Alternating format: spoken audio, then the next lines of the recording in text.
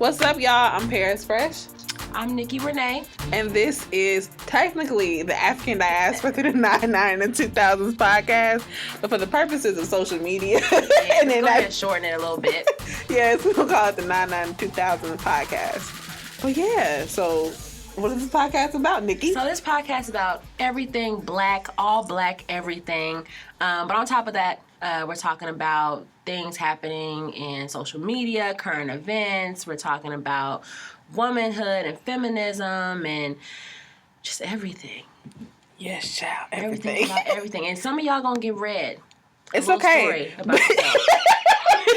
A little story about yourself. A little story about yourself. Love, all through love. We like your cousins that tell you the truth. You know your friends won't because they ain't shit and they just need a free ride to the club. But see, we don't need no free ride to the club. We gonna tell you what it is. So yeah. I'll keep real with you. I'll let you know you ain't shit, honey, and I ain't either. And we gonna be ain't shit together. But we gonna know we ain't shit. Okay. We gonna be in the know about it. So yeah, okay. So we're gonna start off with some church announcements. So you got me for the church announcements? Yes, Sister Paris, I got it. So the first two announcements, Sister Jill Scott, bless her, she has a new album, her 5th studio album called Woman, coming out. And she said that it's a mix of like classy Philly soul, you know, this what we get from her and from the Music Soul Childs and all that, with a little bit of country rhythm. So I'm kind of excited about that. This is interesting. And then also storytelling, which I mean you find a lot in country music. I'm a Kansas girl, so you know I fool with country music to a certain extent. And of course she's still collaborating with Andre Harris, which is always a good mix. And the album I believe is going to be out July 24th, so just in time for the summer. Cool. Yeah, I'm excited. Yeah, me too. Me too, because Jill is like that auntie that teaches you about being a woman, a black woman. We were talking about like how Jill and Erica, they got us some like the black woman experience about one, how to love yourself and to understand how to be loved. Yes. Very important, especially considering how we don't have those kind of conversations. Oftentimes, like our parents, like the elders in our family, because like, y'all a kid. My friend was talking to my mama today and she was like, in my eyes, you are still my child. I said, yes, I'm always going to be your child, but I'm not a child. I'm a grown woman. You know what I mean? Yeah. So like there's certain conversations you need to have. And so if you won't get it from people in your family, Auntie Jill and Auntie Erica will most definitely tell you what's up when it comes down to being a black woman. And when I tell you, honey, let me walk in the house and my man is playing the way. Girl. It's going down. That's forever back. Down, okay? Down. That's how I know you love me. You must love me. He loves me. He likes me. What? He love you and he like you, girl. That's some good stuff. Don't let it go. Deep. Don't let it. I mean, as long as he treats you well, don't let it go. Okay. But she is going on tour as well. Her tour officially kicks off. Her summer tour kicks off July 13th in PA somewhere, Pittsburgh, I think. And then she'll be here in Chicago. July 11th in Chicago for the summer block party. So I just heard on the radio last night that those tickets are sold out. Really? Yeah. Truly? Yeah. So if you want to win them, you have to win them through like the radio stations. I mean, which I already knew was going to happen. Yes. Because all our aunties and uncles, they been on them tickets since they right. They ain't playing. They was not Oh, really? Okay, I got my coins ready now. But I did get tickets to Erica, though. Because she's coming for Taste Chicago. Taste of Chicago. I'm in that thing. Yeah, I'm there. So I'm going to have my incense with me. I'm going to have some cocoa sage. butter on. I'm going to have flowers in my hair. Child, please. At the altar. Like, girl, you saved me. Yes. I'm going to just lay down at the altar. Take me with you, child. Take me with you. Then also, Sister Janet, Miss Jackson is nasty. She has a new album. Her first album since 2008. She had that album, Discipline, which, no shade. It was... The fact you said nothing, there was a pause. I knew exactly what that pause meant. It was just like, no, we gonna be right along.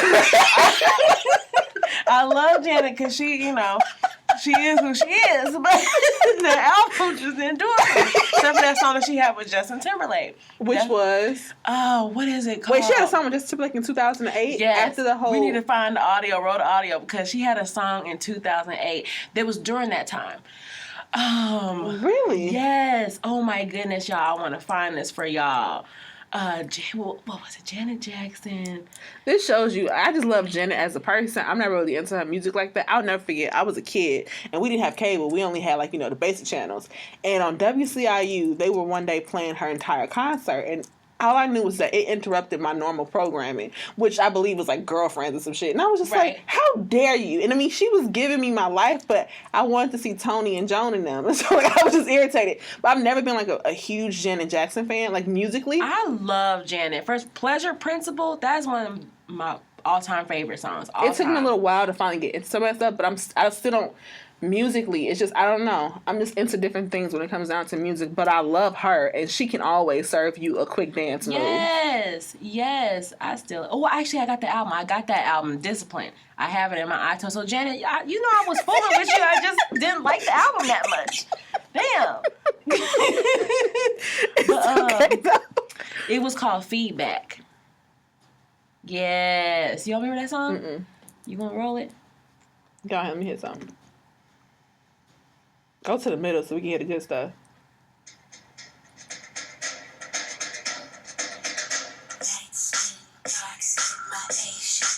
I didn't hear this. She was getting it. Oh, yes. Yes, I remember this one. What else? Janet, see, I was fooling with you, girl. I'm trying to, do I know anything else off of this? I don't know off that. No, I do remember this. She had a music video. Yeah. Oh, actually, this wasn't with Justin Timberlake. I thought it was. I think maybe he produced it. I don't know. The fact they worked together. I could be wrong. I'm really happy that you get reception down here because I don't. Yeah. Anyway, so that's them. That's the first two church announcements. Okay, and so now we're going to talk about some folks in our family. Draya Michele and Orlando come to the altar. We got a word to share. Yes. So apparently, if you pay attention to all the blogs, you will know that they got engaged recently. Which, I mean, I try so hard not to really pay attention to celebrities and their lives, but it's so hard not to. Do you know what I mean? Like, I still hop on to the YBF and Nicole Bitchy and Madame Noir, even though I try not to. I'm just like, they don't pay my bills, they don't do nothing for me. But I do remember a few weeks ago, it was said that they had broken up. And so it was interesting when I hopped on to the sites today and found that they're engaged. And from what Draya is saying, they never technically broke up. Okay. She said, so she explains, we were getting ready to take the next step, and I believe that with new levels come new devils, says Michelle. We needed a little time to realize that we miss each other terribly. I never gave permission to move on or anything like that. While he was in Dallas, we stayed in contact and talked almost every day. This ring is gorgeous. Of course it is. But, I mean, I don't know what to say about Draya. Honestly, it's like, I try not to, shun this girl too much because I don't believe in slut shaming. I don't believe in all those types of things. I don't believe in that. Let her be who she is and grow in the way that she's meant to grow. But girl, just freaking hush sometimes. Like, just hush. Be with him. Don't be with him. Marry him. Don't marry him. I don't give a shit what y'all do. I like Draya. When you compare her to the other basketball wives of LA, she is someone that I can find myself to enjoy compared to the others. Yeah. She also got a real slick mouth, which I also enjoy. I think that this is a teachable moment. It's interesting that they broke up. Well, she can say they didn't break up now because, they all happy and stuff, but they was broken up. Yeah. For what they were saying. They were broken up. And I think it's a teachable moment to us on the outside to figure out if we want to be in relationships that are like off and on. Like for me personally, I'm not a part of that. My grandmother told me when I was a kid, she was like, if you break up with somebody, you stay broken up. Like it was the reason why it didn't work out. You don't go back. And if you two can't be strong enough to like try to figure this out together, do you know what I mean? Then it's not for y'all. If you gotta take a break from somebody, that's a breakup. Why are we breaking up? What we do? But we can't work through this? But that just brings me to that discussion we were having earlier about how a lot of women, unfortunately, have to call us out. Like, I'll see women be in a relationship, a long-term relationship, in the last 12 months or in the last 24 months. Break up with a long-term relationship dude or whoever, partner, and then less than 3 months later be in a whole nother relationship, in love, posting memes on Instagram talking about bae season, relationship goals, get on some because I got mine, and you need to get on my level. And I'm just like, when are you taking the time for self-healing and self-growth to know that you don't have to have somebody? That when you have somebody, it's because you legitimately want them. I think that goes to like a bigger conversation and realizing that a lot of us don't know what healthy relationships look like. True. You know what I mean? Like, me personally, I can only think of one relationship growing up that I saw. I was just like, that's what I want to have. And it's my two cousins. And it was just when I saw them. So one of my cousins is a doctor. She was married into the family. And then my other cousin, he's a business financial planner. And so I've seen them since I was a kid. They were together, and they met like in college. And I'm always seeing a relationship be healthy. Yeah, sometimes I think once they got into it, but we didn't know they got into it. Right. It was just like, she just gonna go somewhere else because like he came to visit the family. And, it was like that kind of thing. But we never saw like any kind of any turmoil in their relationship in public or even at the house. And that was my only example. Yeah. I didn't see it in my house. And mind you, they didn't even live with us. Like, once they got married and, like, once they graduated from college, they kind of, like, went off and did their own thing. Right. So whenever they came back, I would see this beautiful example of black love and of a healthy relationship. I didn't see it on the day-to-day. So, when it comes down to, most people may think it's healthy. When you get into it, my best thing is to say something I do not mean. I can say, we just gonna be done. Go do what you want to do. I'm gonna do what I want to do. Do you, boo-boo. Like, that's not, like, we need to understand that's not appropriate. No. If you want to have a lasting relationship, figure out, like, what kind of relationships you want to have. Right. That's true. And then I just can't stress enough, take the time for yourself to know yourself. Mm-hmm. I'm not with all the cliche, of course you should be loving yourself. You, of course, you love yourself before you can love somebody else. But I do understand that a partner can bring something into your life that you personally can't necessarily bring for yourself. I get that it's totally different type of love, from self-love to external. That's support, validation and love. Mm-hmm. But the thing is, I'll be on social media or whatever. I see girls who are recently single, even men who are recently single, and they'll be like, man, I don't know how y'all do this single stuff. I don't know, motherfucker, go watch a movie by yourself. Go to the park, go to the beach. Like, you mean to tell me you can't do nothing by yourself? Mm-hmm. I love my own company. I'm my own best friend. Ain't that it, though? That is literally it. I think that came from, like, me always as a kid wanting to be around people. Mm-hmm. Like, me always like wanted to be a part of the in crowd, and that never really worked out. And at some point, it was like right around the time I came to college, just like, I don't really want to be around nobody else. Like, I really know me, and I love me. Like, me don't get on me nerves. Do you know what I mean? Like, there's times where I just want to be, honestly, to myself, for myself, and by myself. Yeah, because, like, first of all, you don't have to talk to yourself. Mm-hmm. But if you got other people around, you need to take in consideration how they feel. They may have bad energy. They may need something from you. If you by yourself, you good. You're not going to do nothing that you want to do. Exactly. Under most circumstances. Do you know what I mean? Right. So, and me and myself is funny as shit. We be chilling, okay? So cracking up by yourself. You know what I'm saying? Be watching Living Single and shit like, oh, this is funny, right? Self say yeah. And so it go on like that. But I don't know. I think it's a teachable moment to show that a lot of us don't know what healthy relationships look like. And Draya, at the end of the day, again, I'm not your biggest fan or nothing, but I love you, girl. It's okay. I mean, I love you, but I ain't your biggest fan. All I hope is that this is good for you. This is what you want. This is not, you have not compromised yourself and your happiness in any way, shape, or form. Yeah. That ring, honestly, it could be in the bottom of the ocean somewhere. It don't matter, because the love that he is giving you is more than enough. Yeah. And if it ain't, bitch, leave. True. I have nothing to say. That was a period. That was in close. So next is interesting comment made by Sir Shad Moss. Shad said that he made, and if you don't know who Shad is, I mean, that's pretty understandable.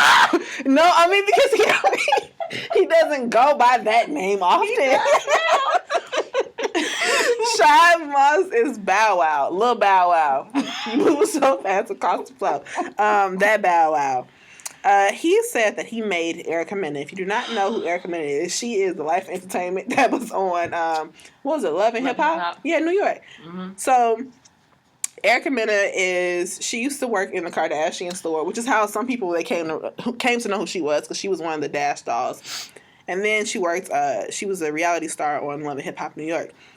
She's now since left Love and Hip Hop New York, and I'm sad because she brought all the entertainment. Whenever Erica was in the scene, it was like hilarious from start to finish. But he said he made her, and his Ooh. Oh my goodness. I can't, because you took a deep sigh. Oh. His comments are, to me, an issue. Mm-hmm. So Sir Shad, his whole thing when he said that he makes her is because he says, if you look at who she was before I got with her, and look at her now, she's an upgrade. I upgraded her, which is what a man is supposed to do. His words, not mine. Nicole, go ahead. You rubbing your temple. You rubbing your temple, girl. I'm going to go ahead and call you Lil Bow Wow. Because that's some little boy shit that you just said. Bow Wow. But my main question for you is, who gave you the right?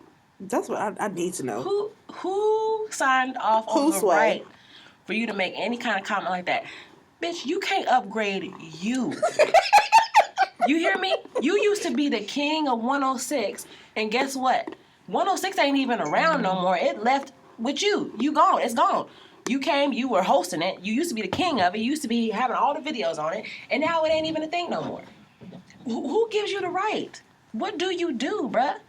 I mean, I applaud you for anything that you're doing in the entertainment industry and all that. That's great. It's always great to see black, successful people. But who gives you the motherfucking right? Who gives you the right? I feel like he should know. In his mind, so this is the thing. So if that works for Erica, that works for you, girl. But from the outside looking in, it's kind of like when you see a friend in a relationship, or like her man does things that you know it can potentially lead to bigger issues one day. You want to warn her. The fact that he feels as if he says he made you, the only people that made you was your mama and your daddy. Okay, and Jesus, if you believe in him. Like, they're the only people that made you. You may have gotten into my life, as we were saying before, like, you know, sometimes adding a partner, that can compliment. It can bring something to you as a person.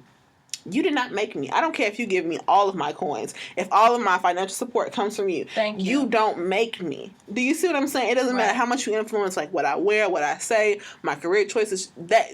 That is an issue for you to use that language. Mm-hmm. You as a man, because then it sounds like you feel like you own me. Yeah. Like you have some kind of like ownership to me as a person. So anytime I do something, you want me to also give you credit for it.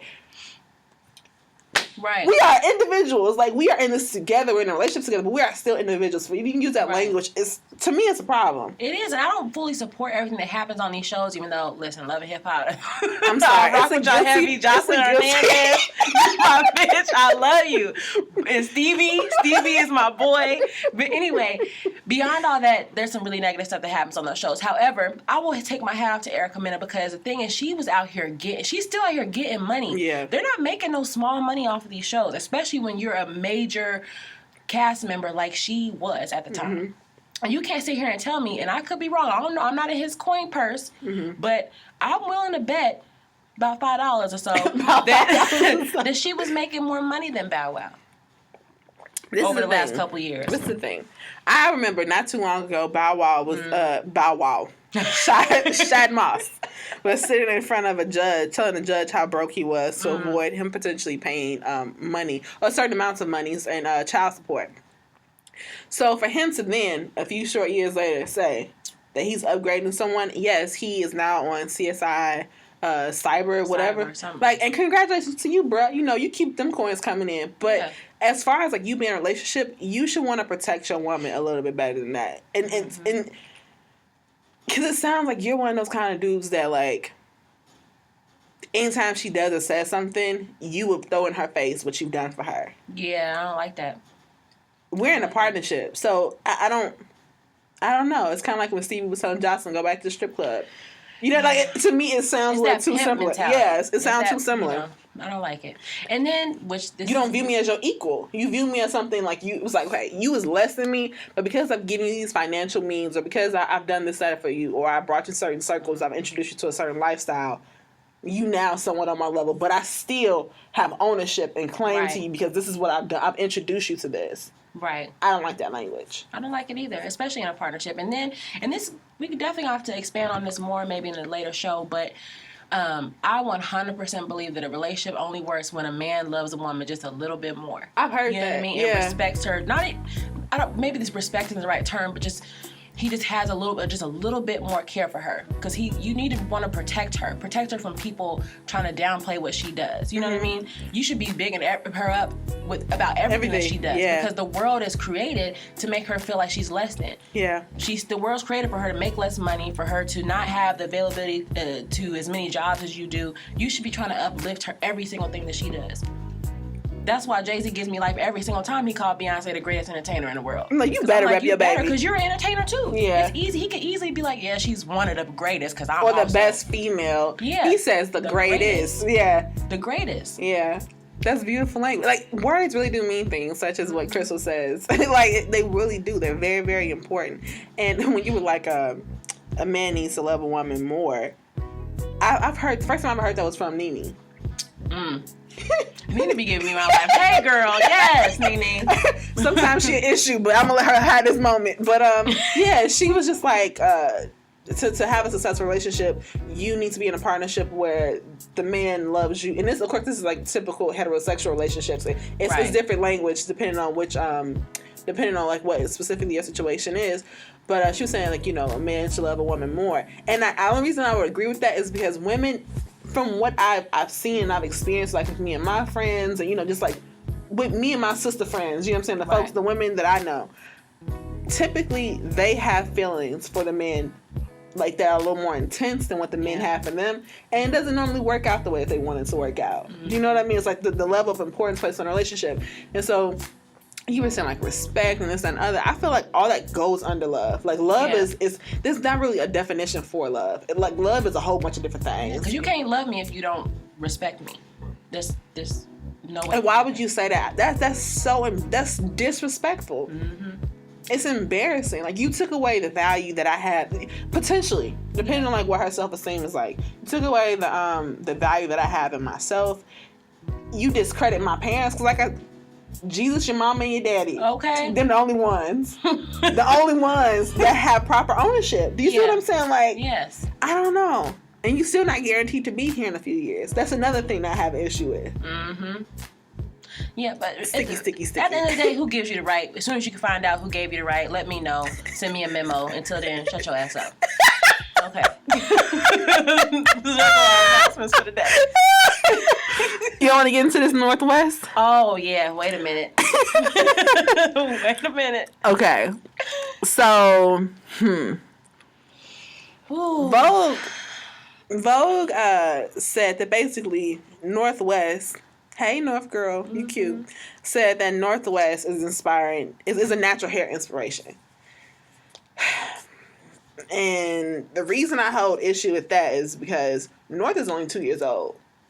Natural hair is not something that was invented at her birth. And North, when I hear that, it's kind of like, it's acceptable. One, because anything that Kardashians do, it's like they it's really hard for me to say this because North is a child, and then she's also a black child. Yeah, she is. Even though her mother is white, I would consider her to be both. It's hard language to use, but it's just like, one, anytime Kardashian is associated to anything, it's like they then get credibility for introducing something to a larger platform, and it's like it then strips away all the history and the identity that was before when the Kardashians found out about whatever. It could be chapstick. Oh, what is this new Slav that people put on? It would be anything. And case in point, asses and lips, curvy bodies, and braids. Even Kanye himself, which we will have to dig into later, he gonna try to say that I want Kim's body to be the most desired form of a woman's body. I'm like, bruh, sister's been having titties and ass. Like, where were you at? That's been a thing, and your woman is the standard, and that's the part of the problem. Like, it goes back to like anything associated to Kardashian. It's like introducing the history before it doesn't exist. But the issue with that is that to say that North is a hair inspiration, she is a young girl. She is a little girl, and so anything she does is cute, just like any other child for the most part. North is natural hair is not like kind of a one size fits all. It's like there's different types of natural hair. You can be you have a natural hair and you have like a short fro. You can have natural hair and your fro can be curly, or it can be kinky, or you can have braids. It's like natural hair is kind of like a multifaceted concept. You know what I mean? It's a multifaceted reality more so. And so the fact they're associated to Northwest as if all these grown folks are looking at Northwest and say, how will I wear my hair today? Oop, got it. I'm wearing a little cute little bun on the top. Have my little curls and my baby hair on the side coming out because Northwest did so. It's just that, I don't get it. I don't get it. Yeah, I don't get it. And then I also, not to take away from her blackness, because that is important for us to recognize that Northwest is black. She's a little black girl. However, I don't remember a time in my 27-something years where mixed white black kids, their curly hair was like taboo.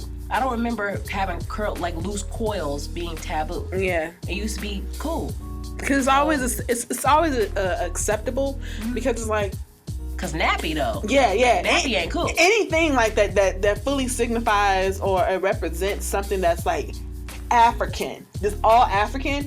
Anything associated with that's a problem. But if you mix, that means you got something else in you, and then that means it's lessening some of those African features. So your hair is not as nappy, or your skin isn't as dark, or you may your nose may not be as wide. You know, like, or certain things are just associated to blackness. It kind of like it lessens that when you put something else into it. And so that's why it's more so an issue that like a grown ass writer with a job gets a check from Vogue to write some dumb shit like that. Yes, and then I'm like, you just completely diminish the whole natural hair movement, because even this is only about 10 years in the making to me. I mean, I could be wrong, but I don't remember. The first natural hair woman I can remember is my cousin, Tweety. What's up, girl? And I feel like it maybe had been like 2004, 2003, maybe somewhere around then where I saw her natural hair for the first time. I wasn't natural until 2006 and been so ever since. And then now, or the first couple years that I was natural, most of my girlfriends were asking me, well, how do you do it? Oh, I'm too scared. I'm scared my hair's gonna be nappy. And now I don't know a black woman that still gets relaxers. Yeah. Personally.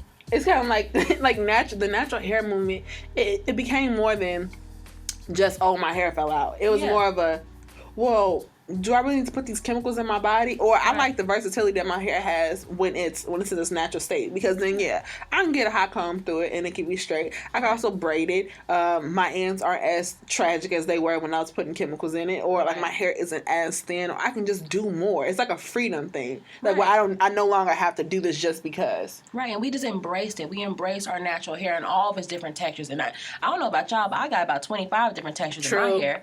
True. So I hate the fact that they just completely took away from that whole culture and the development of that culture. You mean to tell me that this little girl is inspiring a whole nation of black people to wear their hair, or black women to wear their hair natural? And the only way I can because if some people are still not understanding like where we're coming from with this, the only way that I can like give you a better example is just like if your niece, and your niece can be of any ethnic group that you are a part of or anyone that you want to make up in your head, is sitting at the table eating green beans, and you're just like, my niece just inspired the entire green beans, movement. We all gonna be eating green beans now because my niece did. 2 years old, your niece is 2 years old, and she was like, these good. He was like, that inspired me to eat some green beans. You gotta understand how silly that sounds. Yeah. It's so silly. This is a child. First of all, North probably doesn't have any control of how she wears her hair. One. Number one. I didn't have no control of how I wear my hair until I was a good age. Number two, her hair is always in this bun because her white mama probably don't know how to do her hair. Yeah. To be honest with you, let's be clear. When have y'all ever seen North's hair and anything else? Not to say that it should be, because she's a little girl. You need to let their hair grow. You don't need to be pulling it all over which way and all that. But still, I mean, my little nieces be wearing braided designs and stuff like that. My 2-year-old niece. True. With barrettes and, you know. Yeah. You remember we used to have them little beads in your hair? You shake your head. And you slap yourself sometimes in the head. Yeah. With the little beads. Yeah.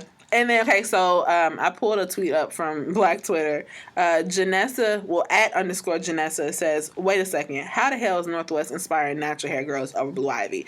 And when I saw this tweet, it kind of brought in it goes back to what we were saying, like anything associated to just like blackness, just like blackness in its whole form. It's, that's a problem. But if you sprinkle a little something else into it, now it's not that much of an issue. Because everybody was telling Beyonce and Jay-Z to comb their hair. I may have a time or two, just like, girl, just put some coconut oil through, just run it through. Because it was one time it did look like matted. Yeah, and that was more so the concern that I had. I'm not coming for them because I have natural hair and I understand what it takes to maintain. But I think that the problem is that, we often like bash Blue. Yeah. And Blue's hair was a part of a bigger discussion, and people were calling Beyonce and Jay-Z bad parents, and they were coming at them because of this young girl's hair. This young girl is black. No matter how many times Beyonce wants to let us know that she is Creole and she is Native American, she black. Right. And Jay-Z is black. This young woman's hair is going to probably be coarse. Yeah. It's gonna be kinky, and that's fine. Why are we putting our colonized beauty standards onto children? We're raising up kids who gonna have poor self-esteem if we just keep on putting colonized perception of beauty or colonized perceptions of anything onto the next generation. But just think about this. Think about in Blue and North, they don't know nothing about this. They don't care about what these blogs. But one day they will, and that's the problem. One day they're gonna see it, and Blue gonna be like, "Well, y'all tore me down for a good 3 years about my nappy ass hair," and then this little girl with these little curls popped up into a high, ballerina bun. Y'all want to say she's the reason for the natural hair movement? I was natural and carefree as hell, walking around with my curls and coils, just doing whatever the hell they want to do. Before and y'all talked about me. Yeah. Y'all talked about me. Mm-hmm. That's messed up. Because Blue's hair wasn't doing nothing. She wasn't, it was just out. Yeah, and sometimes it may have, she probably was laying down, just got it from a nap. You know how kids are, they move their heads around and, stuff get mad. That's probably what it was. But it did not look as if they were neglecting this child. Right. But y'all want to call her a bad parent. I just suggested you, like I said, y'all put some coconut oil in that baby's head. Right. And, a little shea butter on the sides. That's all I said. That's all I said. I mean, I'm here for you. I'm here for y'all. But, yeah, that pretty much wraps up church announcements. Yes. This is so much fun. I know. Wait, no, because, I'm so excited. Because I was telling Nikki how I want to do this for a few different reasons. One, because there's so many different issues and so many different conversations that we need to be having. Mm-hmm. But oftentimes we're distracted by some foolery happening in the media, or we have these thoughts and we want to have these kind of conversations, but we don't know who to have them with. Right. Do you know what I mean? And so feel free to talk back at us. You can follow us on Twitter. My name is I am Paris Fresh. Paris is Paris. Fresh is how you spell fresh. What's your Twitter? Oh, Lord. We'll get back to you with that. I believe, because y'all, I've been off my Twitter game for some time. But I'm going to get back on just so I can talk to y'all and we can converse about these things. But my Twitter handle. You got it if you know what I got to do. It is at Nikki, Nikki, Renee, Renee, the number 3. Do you see this black woman? You see her? Yes, we're going to have to repost that. We are. We're gonna put it on our the photo that we're talking about as we're doing the podcast. Yes. We're gonna post it up so that you guys can see it. This is a beautiful. Reminds me of that girl who made her prom dress. Gorgeous. I said you better go out here and be a carefree black girl and slay. You better gorgeous. Go out here. Okay, so then the next one, do you want to start with the Dominican Republic? Do you want to do Rachel first, or do you want to do the church shooting? I feel like the church shooting should be last, because at that point I have nothing else to say, because I'm probably going to be emotional. Yeah. I'm angry. So let's start with Rachel. You kick that off, because my language is going to be all off. Oh. All off. Rachel. Come here, sister Rachel. I'm gonna call you Sister Rachel because she think you is. Come close. We got a message. I see what you did there. You know what I'm saying? I seen you with the curly wig and the. First of all, introduce Rachel. Who is Rachel? Oh, Rachel. What's her last name? Delozal. It doesn't really matter. You a fake. You a fraud. Y'all know what I'm talking about. The white woman that was black, but she ain't really black. that one. That's who we're talking about. So, we all know that she appropriated Blackness. She lied for years. She adopted a new identity, essentially, of a black woman. Yes, she was working. What was she? The president of the, what chapter was it? The NAACP in Spokane. Yes. And so, she did wonderful things, of course, working for the NAACP. She, those things, I'm sorry, I didn't really do enough research to tell you what those things were that she did. But she's known for talking about Blackness, of course. We don't assume that she did a lot of great things. We do know what she did do that wasn't so great. And not just her perpetrating Blackness, but it was the fact that she she would do a lot of different conversations and lectures based on her experience as a black woman. Mm-hmm. problematic. 1, 2, she also went to Howard University on a scholarship that she should not have had. Yeah, because we're not gonna do that. And she ended up filing a lawsuit against Howard, stating that they were anti-white. Yeah. If you so black, why does it matter? Right. I mean, let's just in your heart, you feel the same way for your white brothers and sisters. And I mean, when we have these kind of conversations, please understand that we are not against white people in the whole, and you know, all y'all. It's more so of some of y'all need to have a seat, and there are stadiums full of seats for you to take. Have a sit. Have a sit. Just sit down. Mm-hmm. A cool beverage might soothe you. And she need to be the first one. Sit. Sit down somewhere. Stop running around this house. Sit down somewhere. Just there, you're making me hot. I feel like at this point, you know, we all know the story for the most part. I think for me, is the issue especially is that there's people who are still on this transracial, which doesn't exist. Nonsense. It's not true. It will never exist. It's not true. But the Easter Bunny ain't real. So it's about time that you figure this out. Okay? So they're talking about that. They're talking about, you know, well, what is appropriation? Shouldn't, you know, ethnicity and things like that and culture be fluid? And the thing is like, you have a group of people who have been heavily oppressed for years, centuries, and the black experience is something that's ingrained in your culture. There is this theory, and my younger sister and I were talking about this the other day. There is this theory that when a large group of people go through something really traumatic, especially over a long period of time, that trauma becomes part of their DNA. Yeah. You know? It's embedded within them. So I understand that, Rachel, that you have a fondness for the black experience and the black culture. And girl, we appreciate it. We're magical. That you love my blackness. Yeah. But honey, hands off of it. Hands off. Let it go. Because the thing is, like, a lot of people were just saying, well, because my whole thing is that I believe that she does have some sort of, she needs to have some kind of psychiatric.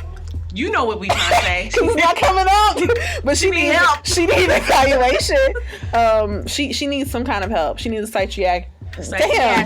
Yes, we are college educated. We know. Come through because it's not coming out. She needs some kind of help because she has a personality disorder. Yeah, and that's simple. It's as simple as that. And people are trying to use her personality disorder as a way of discrediting the trans movement that is happening. Oh yeah, don't do that. And so they're just like, well, if Caitlyn Jenner can, and I've seen like verbatim this language. If Caitlyn Jenner is a thing, then why can't we accept Rachel? First of all, educate your damn self. I don't have the time, nor do I have the energy to sit here and tell you why what you just said was disrespectful and inaccurate. Yeah. You are disrespecting the trans community. If you don't know what has been happening throughout their movement and their history, hop onto my auntie Google. Google is always available. And she's free too. Thank you. She is free, available for you to ask Google any questions that you have. Matter. Google Trans Lives Matter. And especially if you are a person of color, especially if you're a black person, Google trans women of color, especially, or trans people of color, and look at that. Look at the stories, and look at why that is not the same thing. Feel like you should be able to diminish that. It's not the same thing. It doesn't make any sense, and you need to understand that being transgender and being cisgender are mutually exclusive. You cannot have one and have the other. A man who, a person who was assigned the male gender at birth, who is a trans woman later in life, does not become a cisgender woman. We don't have the same experience in life. Understand it, know it, educate yourself, or shut the hell up. Yeah. That's how I feel. And I feel like the part that really makes it a problem is that I knew that she was going to get interviews, and I know for sure she's going to get a book deal now. Mm-hmm. Hell, the way Lifetime is set up, she might get a fucking movie.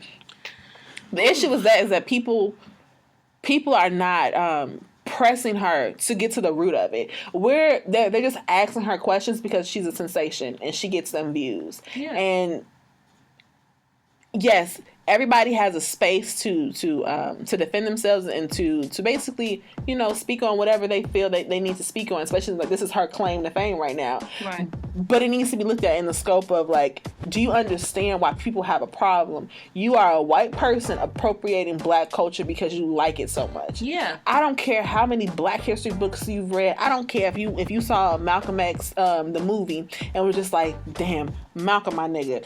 Right. That does not give you the right. I don't care if you went to Africa. I don't care if you live in Africa. And she lied about living. She said this bitch said she was in Africa living in a hut some damn where.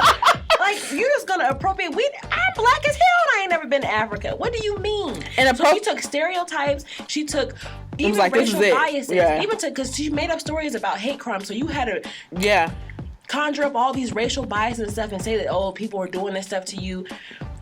This is real life stuff that we go through. Yeah. Real life stuff. I want her to thoroughly apologize, especially to black women, for sitting here and talking about issues within our community or the hate that we receive daily, or how the media is very biased towards us. And how do you know? How do you know? Because it goes into like the whole scope of, first I'm gonna talk about appropriating, and then I'm gonna talk about like the whole Tyra like fatsuit thing, and like how in some ways that can be valid, but only for a short period of time. So the big when appropriation comes into a conversation, when it comes down to blackness, it's always like someone that is white is appropriating our culture. And what does that mean? That means you're taking something that we have and saying, oh, well, this is the meaning of it.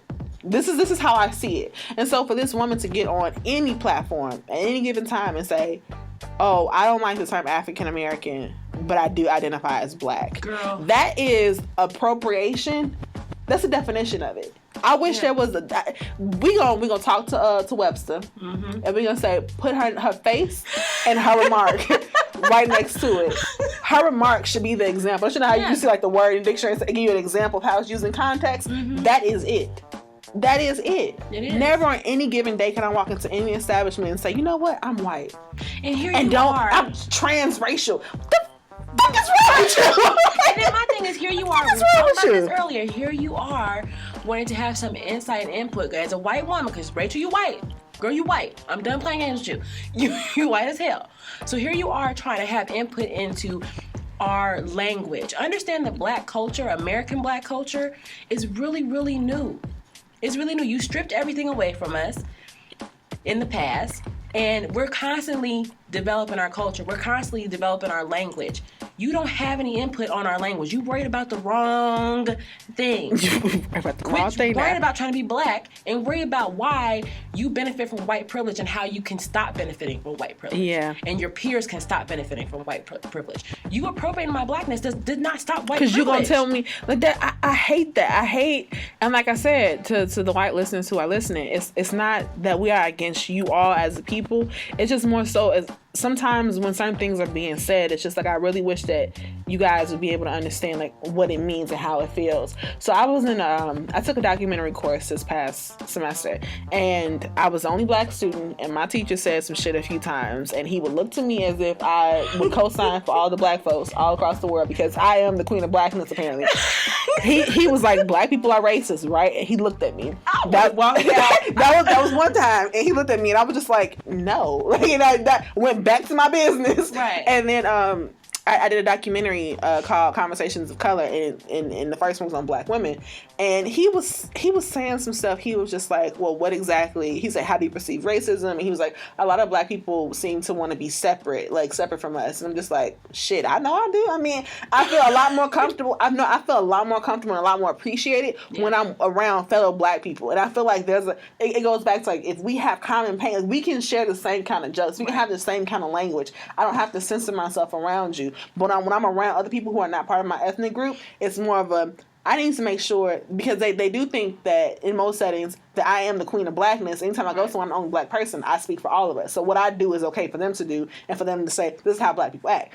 So he was like, what is racism? And I told him what I know it to be. And he Googled it. And he was like, well, this is what the dictionary says. That is such a representation of white privilege. Right. You gonna tell me some shit that affects me. You gonna tell me your definition of it. Because did a black person write that definition? I'm pretty sure no. They did not. Because if it was up to the white folk who up here writing definitions and whatnot, I'm pretty sure they would think that slavery was just a partnership between black and white people. Thank you. So I'm not about to sit here and go through you like what the definitions of things are. I'm going to tell you what I experienced it to be. Right. I'm like, that's funny. That is funny that you have to go look that up.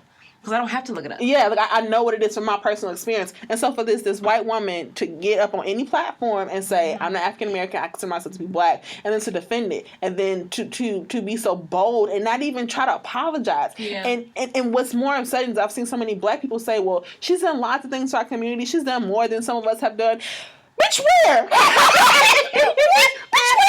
where? Do I need to give you a book? I can give you any book. I can give you any book. And that's a problem. That means you don't know enough about your history. Yeah. Current, past, and then also present events. You don't know enough about it. About your history. There are people of color that are constantly doing work to make sure that we can see some kind of freedom. Constantly. And you want to defend her?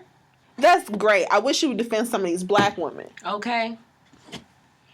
I've said my piece. So, Rachel, just know I'm really not done with you yet, but I'm going to be done today. Rachel. Don't come around here, girl. Don't come around here. You hear? Don't come around here. And black folks that are really defending her, you can try to see it from her perspective, yes, but you need to understand that it's still wrong. And the fact that most of you don't mean that you are still colonized. Decolonize your mind. Yeah. Unlearn a lot of things. Unlearn a lot of things that we are taught in society about ourselves. And then one day too, you might see the motherfucking light. Like, that's all I can really say. One day too, it might be you. Just understand that your culture is constantly developing. You know, go back into history, look at the amount of years. We just celebrated Juneteenth, and that was, what, the 150th? Something like that, yeah. Anniversary. So. 150 years, and it's not that long. And we're not still fucking is 86. Free. And we're not even technically free. No. And we was free even then with major exceptions. Like, y'all kind of free, but your black asses better not do nothing. Yeah, you know what I mean? So, don't take it too far now. My grandfather's 86. That means, his parents could potentially be his parents, but his parents' at least, were some slaves. Yeah. That's just a couple generations ago. So just think about that and understand that your culture is constantly changing. You have a right to be protective of your culture. And you have a right to question something. You have a right to say, I don't like how this feels. And I think that's very interesting for black people to constantly be, even though we grew up in communities where we typically see ourselves amongst the people that are in our communities, on the grand scheme of things, when it comes down to big conversations, like national conversations where everybody's coming to the table, we often feel as if we don't know what our voice is or how we feel about something. That's because for the most part, like I said, we grow up in communities where we see ourselves. We don't see enough of ourselves. We don't have the space. At least we don't feel we have the space to say, well, I don't like this, because then you feel like you're being aggressive, or you feel like you're going against the current. That's okay. Right. Say that you're not okay with this. Say that you don't understand something. But for you to make these bold claims and these bold accusations, I need for you to find a book. And if you don't have one, I have a library full of them, they are for you. Honestly, if you need them. If you want to know some dope books to read, definitely tweet Paris. She'll give you a list. I got them. My Amazon wish list is full, okay? I know all the good books to read. Yes. Yeah. Oh, and by the way, side note before we move on to the next topic, I'd also want y'all to know what pronouns we identify with. I identify with she, her, they, and them. I surely forgot. I'm sorry. I'm so sorry, y'all. You can definitely address me in that manner. What about you, Paris? She, her. So I'm good with that. Wait, we didn't say Happy Father's Day. The way you looked at the mic was just like, no, I got a daddy. What up, daddy? Happy Father's Day. It was just like, to all the fathers and all the men is about to be mad at me, and all the single mothers that's holding it down for their babies because these niggas don't be something. No, but no, for real. There's a documentary called 72%, and it talks about how 72% of black children are being raised in single parent households, mostly with the mother being the head of the household.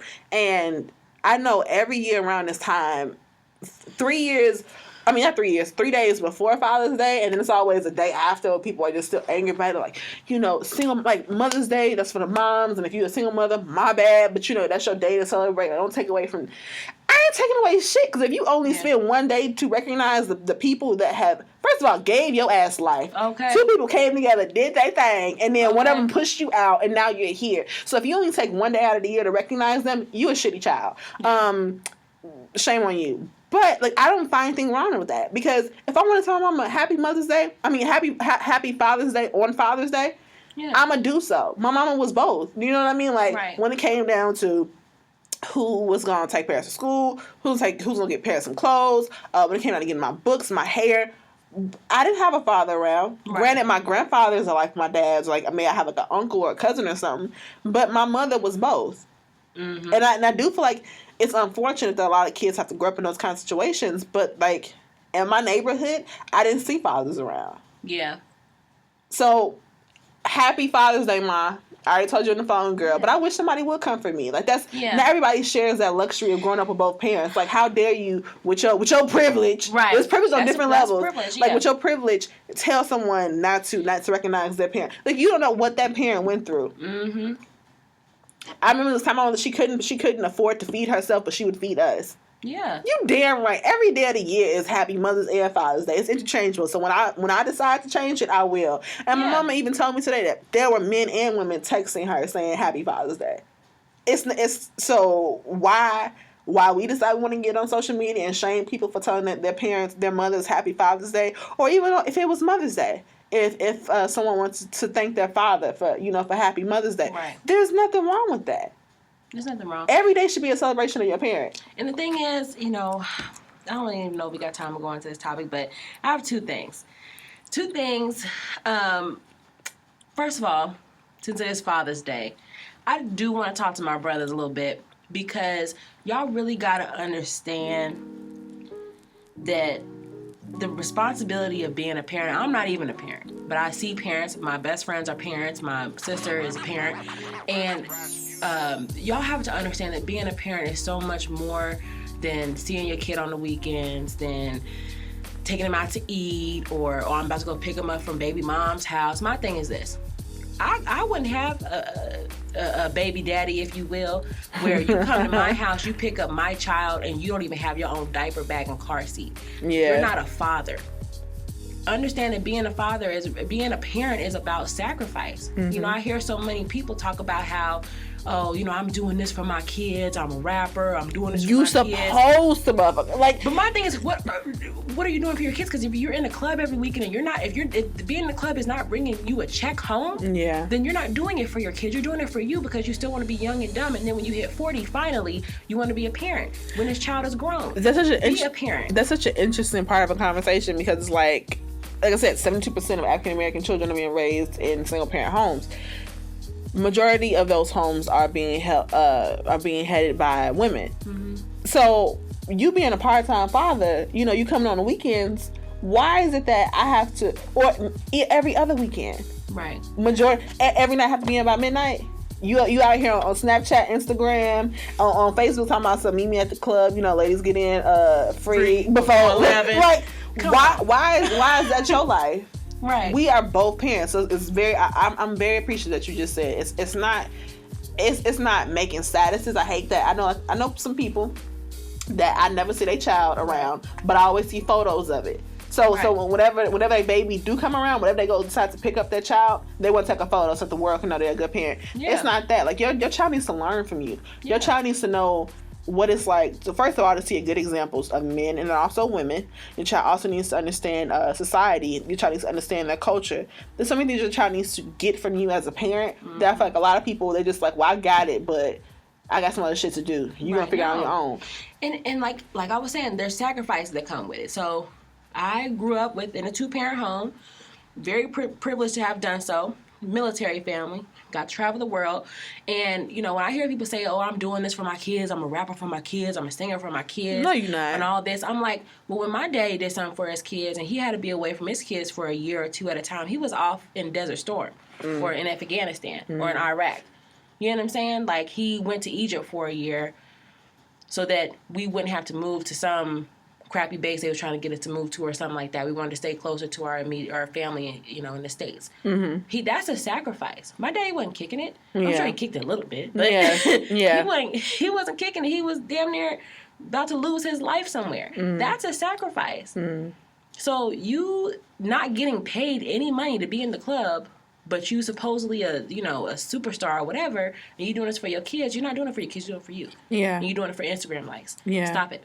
Or using language like I'm about to go babysit my kids, or the fuck you mean you about to, baby? Look, when your sperm left your body and went and fertilized someone else's egg, and then a baby came out of those legs. The term of babysit does not apply to someone that's your offspring. It just doesn't apply. You taking care of your responsibilities, and you should be doing so with glee, with joy down in your heart. Yes. And one day, because we're going to move on, but one day we are definitely going to talk about the dynamic of the Black family. We definitely need to dive into it. We need to talk about daughters and fathers, mothers and daughters, for sure, in the Black community. So that's to come. I'm here for it. All right. So we talked about Rachel. And now it's the Dominican Republic. These next two topics are going to weigh heavy on my spirit. I'm not even So basically what happened in the Dominican Republic, there has been a long history between Dominicans and Haitians. So I'm gonna give you a quick little history lesson. The Haitians, they rebelled, and they basically gained their freedom through the rebellion. And so that's them. And then for a period of years, they occupied and pretty much ruled over the DR. And then the DR got from under that rule. And so Haiti and the DR, they share a body of land together. Right. Haitians is on one side, the Dominicans are on the other. The issue now is that just as in, what year was that? When the massacre happened? Probably like 1930 something, I want to say. So it was during Rafael Trujillo's dictatorship. So it was, essentially a dictatorship. So it was probably around like 1930 or 40. I'll find the exact date and time. Yeah. But I mean, speaking about Trujillo specifically, basically the issue to me, in a nutshell, is that you have one island, you have two nations. They were both heavily affected by African diaspora. If you don't know what that means, you need to look it up. It's essentially the moving of Black bodies from Africa to multiple different nations. It was the slave trade. Mm-hmm. So understand that. Side note, when you look at Black people, we all look different. We got different skin tones. We got different hair textures. It's all because of that mixture. We have Caribbean in us. We got all kinds of stuff, but we Black. So they were heavily affected by that. Essentially, you have one nation or one country, one island mm-hmm. that is split into two. One's Haiti, one is DR. They used to be essentially one island. Haiti is predominantly Black. They're one of the first nations, I believe so, to abolish slavery. Mm-hmm. Most of the people that were there were Black people left. There really wasn't very many French people left there at all. Now in DR, since it was occupied by Spain, they're a little bit... It took a lot more time, let's just put it that way, to get rid of slavery. And there's a lot of colorism issues in the Dominican Republic, just amongst Afro-Latinos and white Latinos. And there's a lot of racism against Haitians because they are Black or Blacker, or they identify with their Blackness a lot more. They're more proud of their Blackness than, I would say, the Dominican Republic has a history of being. Yeah. And so Trujillo, what he essentially did was a cultural whitening. He killed and deported tons of Haitians, and even those who were just dark skinned or Afro-Latino who he could say were Haitian, he deported them and completely exploited them out of the country. And that happened in the 1930s through like 60s, and now it's happening again. Yeah. And a large amount of Haitians came over to DR after slavery was abolished in the Dominican Republic. they still had sugar plantations that needed, like, you know, like that was pretty much like a driving force for their economy. And so the wages that the owners of those sugar plantations were willing to pay were less than what Dominicans thought that they were worth, and so they were just like, we're not working for that. Like, that's ridiculous. We're valued at more. And so what happened was the owners and the government brought over Haitians to work the plantation. Right. And so, like, that's where, like, this poor history of distrust and identity issue comes from. It's like, well, we're going to, like, Dominicans only even identify themselves, majority of them at least, as indigo. So indigo is more so this combination of just like all these things that are brown, like all these different ethnic groups that are brown, rather than identifying your blackness. Spanish and Taino Indian. Yeah. That's what they say. And so it's just like, I have questions. Right. Like, I have questions. It's a culture of denying blackness. I mean, and that's one thing that I want Black Americans to understand too, and even more so white Americans to understand, because they feel like Black people just complain about the Black experience so much. Yeah. But this spans over so many different countries. Colorism is even worse in Latin American countries than it is here. It's even worse. I mean, you can legally sell skin whitening creams in these countries. People whiten their skin and damn near burn their skin off to achieve lighter skin. It makes me angry. It's ridiculous. Or relaxers are used down there. It's not like it's just up here. You can get a relaxer in PR and DR and Cuba and wherever. Yeah. Because people are trying to move as far away from their blackness as they possibly can. They have the same racial and colorism issues in those countries that we have up here, if not more so. And it's really interesting because a lot more of us should be trying to figure out like how we can be of help and of use in this kind of situation. Mm-hmm. Because the Dominican Republic is now trying to do an ethnic purging and get rid of the Haitians if they do not have lineage in the DR. Since 1929, right? Yeah, 1929. And so what's happening is a lot of people they would be displaced. And so at first it was outrage over that, and they worked some kind of like system out for themselves. It was if you could prove through documentation that you were a Dominican, then you would be able to stay. That's an issue because a lot of people can't. And so only 10,000 people were able to prove through documentation. What's going to happen now is that Dominican officials will then now begin to walk through neighborhoods and say, okay, all right, where your paperwork? You don't have it, you have to go back. So the first large group of Haitians that went over to DR was because of the sugar plantation. After the earthquake that took place, a lot of people went over because the living conditions are terrible. They were and they still are. Like they're still, I believe, they're still waiting on like the aid money. Like they never even got the aid money for the relief efforts that everybody was donating to. So they left because where they were living was not a standard that humans should be subjected to. Mm-mm. That like, there's nothing wrong with that. Do you know what I mean? Like there should be efforts put in place to help them instead of just saying you got to go back. Even though there's rubble all up and down your street, probably don't have access to clean water. Yeah, that's not my problem. Go back. But it's based in a history of politics that's based off of disassociation due to blackness. Yeah. And it's really sad. It's extremely sad, and it's just really sad that this is happening in 2015. And nobody's really talking about it the way they should be talking about it. This is a huge, huge, huge issue. And I just feel so, so sorry for these people. But we'll try to keep you posted on what's going on there, though, just because I definitely think that we need to try to extend any kind of support that we can to those who are being affected.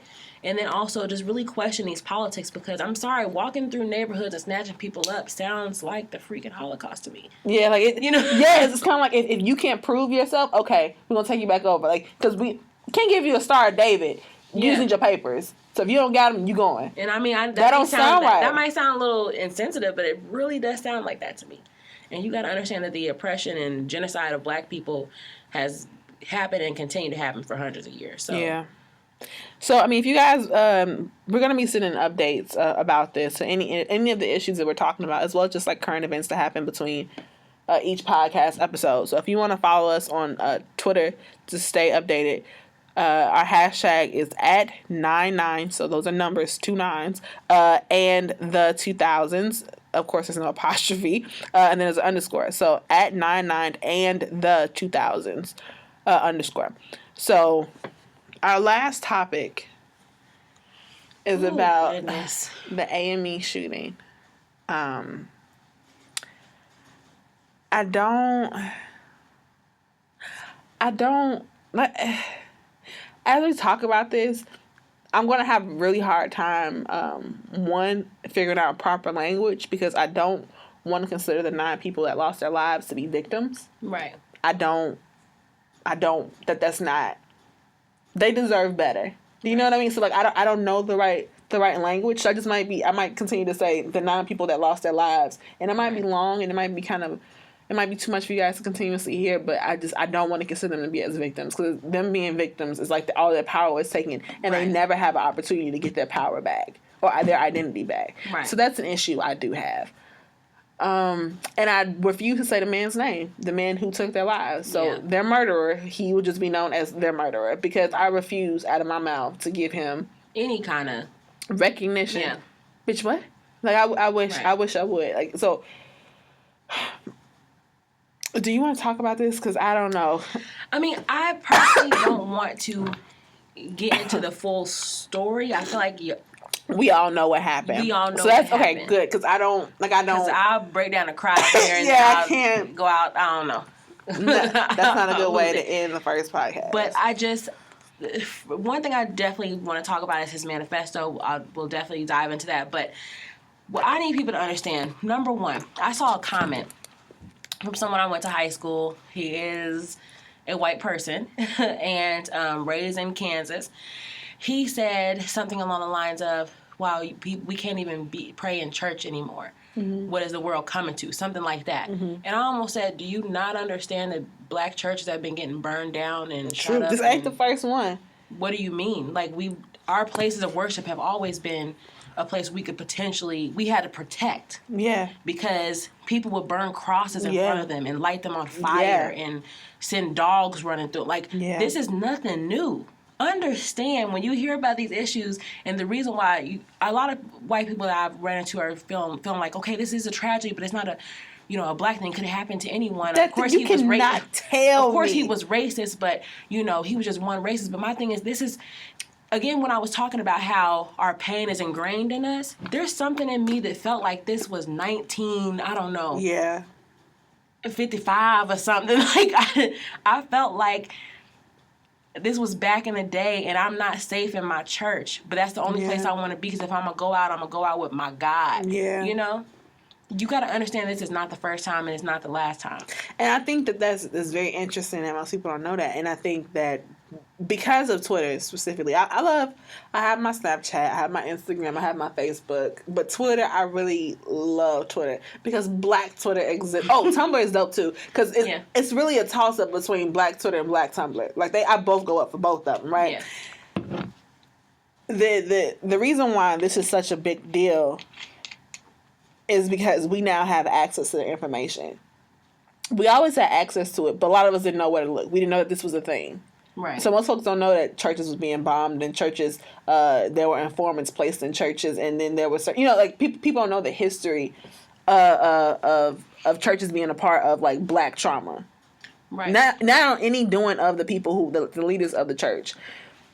But because of social media, we now have access to this information, and we can share our feelings about it. We can share our awareness. So I'm very appreciative of Black Twitter, because that's how I stayed up to date on it when the murderer was caught, when it was happening, and then also how I could do the call-in to hear what they needed from us. Because it was a call-in last night. It was like we stand with Charleston, and you got to hear from Charleston residents, and you hear what they needed from us. You know what I'm saying? So, like, it's because of social media we have access to this information. A few things that I have issue with is during the arraignment, the judge said something to the extent of, yes, 9 people lost their lives. They are victims, and so are their families. But then also, so is the murderer's family. Oh. And my mom, I was telling her this because I was just like, girl, I'm angry. And then also when I was watching their first sermon, their first service since the people lost their lives, my mama called me. And so I was kind of like working through my ideas and thoughts with her because I was really like conflicted. And she was like, well, I can see where he's coming from. It's not right. But it's like the same thing. If like one of your brothers did something, people would then look to you. And she said, you might feel some kind of like, pain for it, or you might feel as if you're somewhat responsible. I said, yes, I get that. But then also, I know it ain't, like, I'm not really responsible for their actions. Right. Do you know what I mean? Right. And this was not the time to say, like, everybody here is affected. This man is on, he is now being indicted for charges, or for being indicted for his actions of killing 9 people. Right. Our focus should only be on the people that lost their lives and their family, figuring out how we can support them. Right. His family, in my eyes, they're okay. For 2 reasons. 1, they have white privilege, which is the reason why he walked out with the bulletproof vest. 2, they also still have their loved one that they here on earth breathing. Blood still circulating through their body. Yeah. There are 9 people that cannot say this, that they don't have that same right anymore. They don't have that same luxury, and their families don't know what that feels like to wake up to them having them on this morning. Right. So I feel like for him to say that was highly insensitive. And then also during the arraignment, I want to say out of the 9, all the people that spoke up that were representatives of the family or family members of the 9 people that lost their lives, they all offered him like forgiveness and mercy. Yeah. And I was like, I wouldn't have been able to do it. Kudos to you, because how I function, if I love somebody and something happened to them, my emotions will be angry and they will be just. And I don't mean to make light, but Rose said God forgives and I don't. I mean, that's legit what it is. Like, I'm human. And so my emotional connections to someone, you can't, and for them, I sincerely applaud them. Yeah, I do. That took a lot of courage for you to, a few days after you realized that your loved one was no longer, you then faced the person that took them away from you, and then you gave them forgiveness. Something you did not have to do. So you are bigger than me. Much bigger. You are more courageous than me. And I'm asking y'all pray for us, because I don't have the peace in my heart to forgive this man. Because what's happening is I'm angry for you. Mm-hmm. And maybe that's what it's supposed to be. Like, maybe that's what it's supposed to be. I'm supposed to be angry for them, because at this present moment, those emotions won't be beneficial for them. Mm-hmm. But for that to be the case, I don't imagine that. And then, so I was watching the sermon today, right? Melissa Harris Perry, that's my auntie in my head. Hey, Auntie Melissa. So I was watching her, and majority of her coverage yesterday and today was pretty much on the case, like what happened, and then also today a lot of her show was like showing the live stream of the first service, which was honoring the 9 people that lost their lives. And so the pastor, I need to look up his name. His name is Reverend Dr. something, and his he's a senior. I just remember looking at the Reverend Dr. the 2 names in the middle. Shout out to you, brother. We don't know your name, but they escaped me. But I'm looking up Reverend Dr. So I get what he was doing, right? So he was trying to lift up his people, and that's cool and all. But there were a few times where I felt like he was saying some things that and I don't know if I have the right to say this, because it's like, one, I'm connected through Blackness to this. Right. I'm connected through humanity to this, but I didn't know those people. So it's a deeper connection if you know them. Yeah. Do you know what I mean? But for me, outside looking in, he said some things that it rubbed me the wrong way. He said, his name is Reverend Dr. Novo Golf Sr. Oh, bless you. If I butchered your name, I sincerely apologize, but that's his name right there. He said, I want to thank the law enforcement. Yes, I said it. Because a few times he was making me laugh, because like he would say some things, as most preachers do, and they'd be like, most preachers just like, let people clap and, just like live in the moment. He was like, I know I'm right. So it's funny when he would say that. And then he was, I want to thank the law enforcement for apprehending the suspect. And he was like, I know I'm right.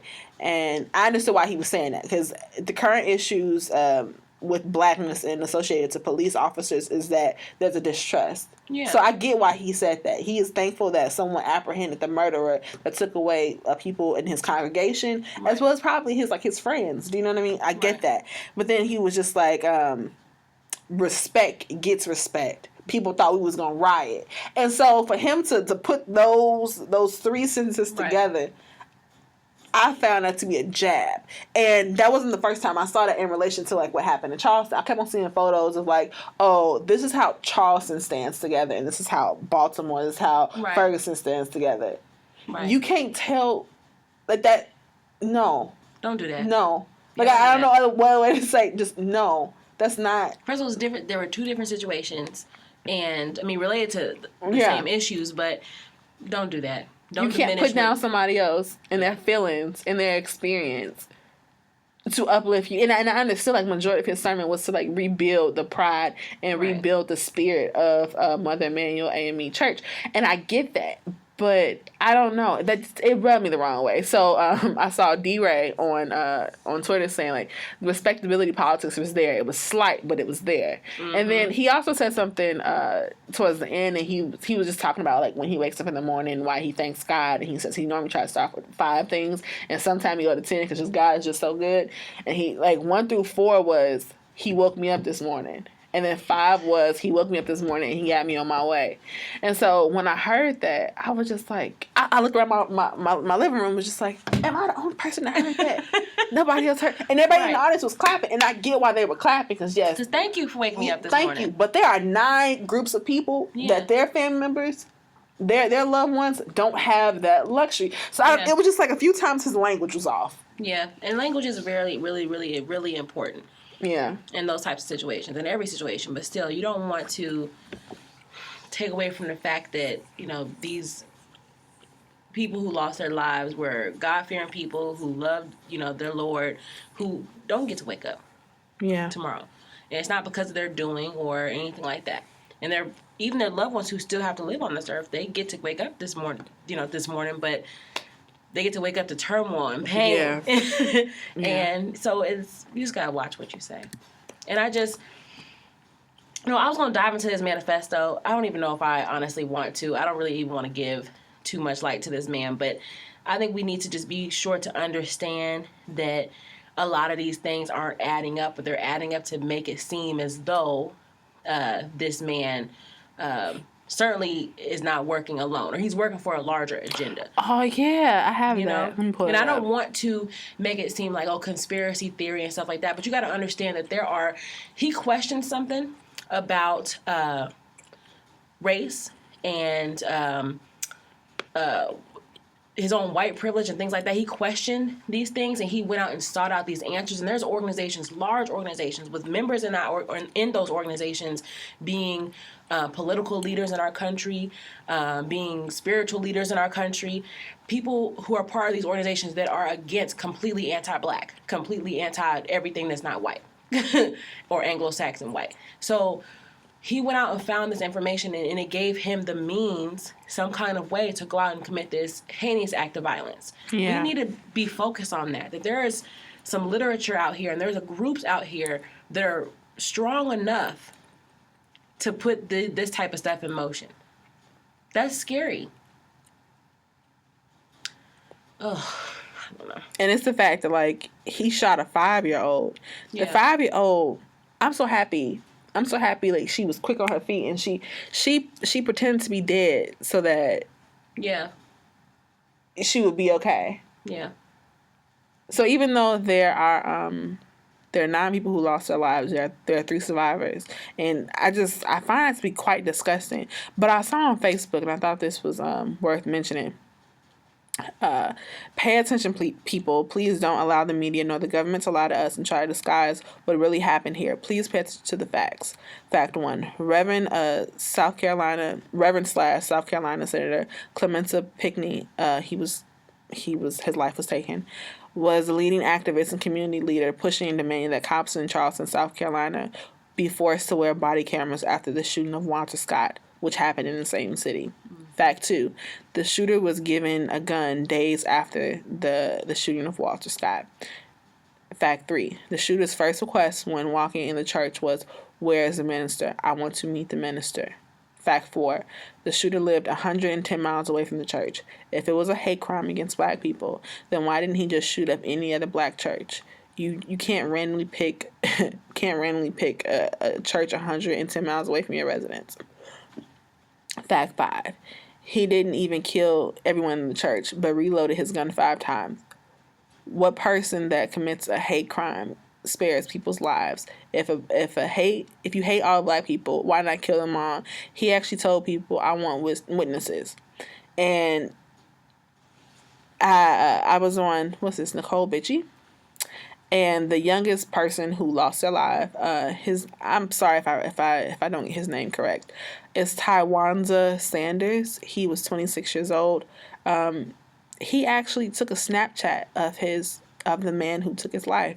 The Snapchat, we'll actually include links to all of this under the description of the podcast on YouTube, but it says Bible Study Knowledge Planter, and you can see he has taken of the Bible study, but you can see the murderer in the corner. Mm-hmm. And that was the young man who jumped in front of jumped in front of his aunt to save his aunt. And I can't even think about that. That's just that's too much for me. Yeah, it's too much. But as things play out with that, we'll also keep y'all updated. Yeah. Definitely tweet us. I think that what we need right now surrounding this issue is just a lot of healing and a lot of talking. And if we have questions, if there's something that we can help you understand, if there's something you can help us understand, please reach out. Yeah. I do want to say their names because their names are worth mentioning. Like, we should never forget them. Cynthia Hurd was 54 years old. Susie Jackson was 87 years old. Ethel Lance was 70 years old. Reverend D. Payne Middleton was 49 years old. The Honorable Reverend Clementa Pickney was 41 years old. Tywanza Sanders was 27 years old. 26. Reverend Daniel Simmons Sr. was 74 years old. Reverend Sharonda Singleton was 45 years old. Myra Thompson was 59 years old. Bless their hearts. Yeah. Let's just keep everybody in our prayers. So yeah, I'm so happy we did that last because that would have been nothing. That would have been nothing to add. So you guys, we will talk to you guys next week. Again, I am Paris Fresh, and you can follow me on Twitter at I am Paris Fresh. Nicole. I am Nikki Renee. You can follow me at Nikki Renee 3 on Twitter. Yeah. I will be more active on Twitter, y'all. I'm trying to get my Twitter game back up. Just bear with me. Just tweet me, and then I'll tweet you back. What's up? Yeah. And follow our Twitter, which is at 99 and the 2000's _. And we can most definitely continue these conversations. We do want to add a portion where we do like listener letters. So if you guys are interested, let me pull up this email that y'all can email us at. And it could be, it could be a question. It can be something you're going through and you want us to kind of maybe give you some advice. If you just want to read somebody, you need some help. You need the sisters to help you read them real good, like storybook time. Just send us anything. We got you. Okay, so don't be disrespectful because I will come at that next. Should come for that ass. The email is 992000's podcast at Gmail. So this will also be in the description box of the podcast. But yeah, we most definitely be very, very excited to hear from you all. Thanks. Much love. Ooh, stay tuned. Stay tuned next week because we will be going in about the BET Awards. Oh, we might have nice things to say. We're going in. Stay tuned. We might have some nice things to say. It's a possibility. Let's Chris Brown. No, he gonna do some shit. That's a whole other episode. We're gonna dedicate a whole episode to Christopher Brown. Maurice Brown. Had enough. Bye, y'all.